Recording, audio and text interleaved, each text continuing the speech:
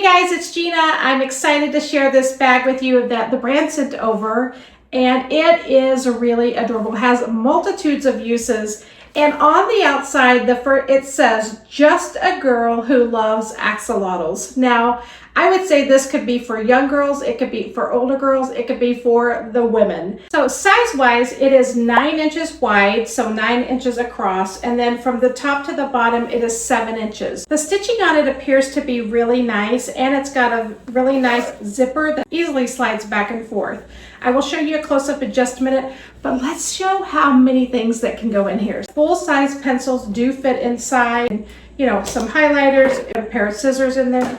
Here's some cream, some powder, some blush, some highlighter. Here's a makeup brush, some mascara, some lipstick. I can even put a hairbrush. So this is a full-size hairbrush and it goes right inside. So I will show you. I do feel like this could be loved by many people, and the great thing is there are so many different designs to choose from. This is just the axolotl one that they sent over for me to share with you.